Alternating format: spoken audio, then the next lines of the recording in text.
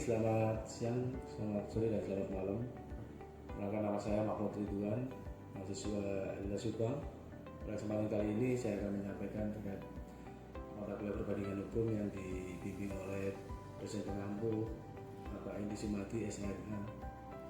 Pada kesempatan kali ini saya akan menyampaikan terkait azas fakta susun ganda dan azas kebebasan berkontrak. Azas fakta susun benda berasal dari bahasa Latin yang berarti janji yang harus ditepati, sehingga dalam hukum positif rumusan normalnya menjadi setiap perjanjian yang dibuat secara sah berlaku sebagai undang-undang bagi mereka yang membuatnya. Dari berbagai azas yang ada di dalam perjanjian, azas fakta susun benda ini dianggap sebagai azas yang fundamental karena azas tersebut melandasi lahirnya suatu perjanjian.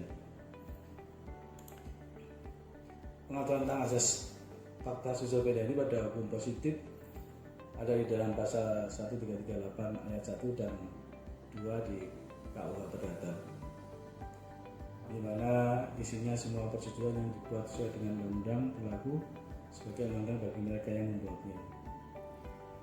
Kemudian persetujuan itu tidak dapat ditarik kembali selain dengan kesepakatan kedua belah pihak atau karena alasan-alasan yang ditentukan oleh undang-undang.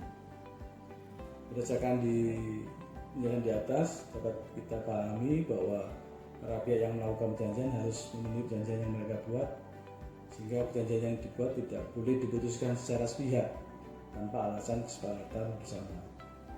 Apabila ada salah satu pihak mengingkari atau tidak menjalankan perjanjian yang telah disepakati bersama, maka pihak lain bisa mengajukan permohonan kepada pengadilan untuk memaksa pihak yang melanggar tersebut tetap menjalankan perjanjian yang telah disepakati kedua. Dan azas kebebasan berkontrak merupakan azas yang mengatur bahwa setiap orang bebas untuk mengadakan suatu perjanjian yang membuat syarat-syarat perjanjian macam apapun, sepanjang perjanjian itu dibuat secara sah dan beretikat baik serta tidak melanggar ketertiban umum dan kesusilaan. Kebebasan ini adalah perwujudan dari kehendak bebas dari pancaran hak asasi manusia.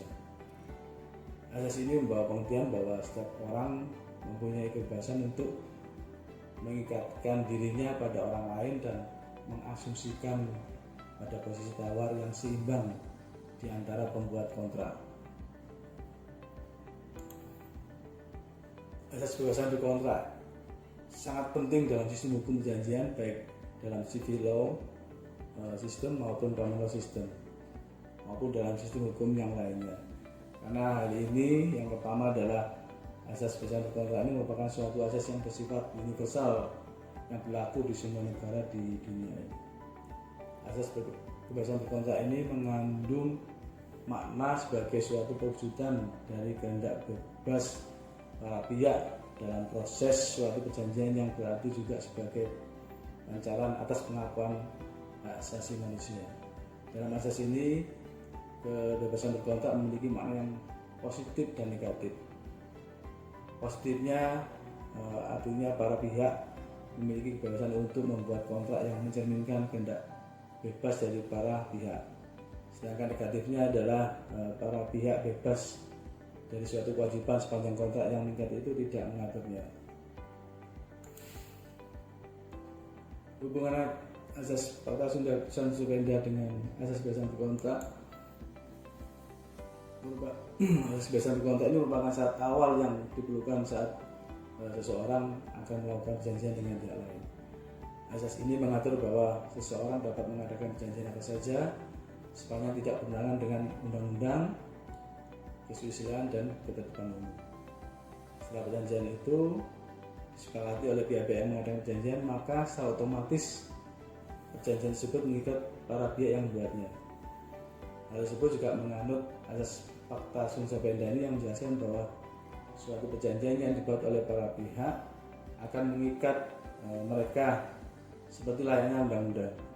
Maka dengan kata lain, setelah perjanjian disepakati akan timbul kepastian hukum yang mengikat para pihak-pihak dalam perjanjian tersebut.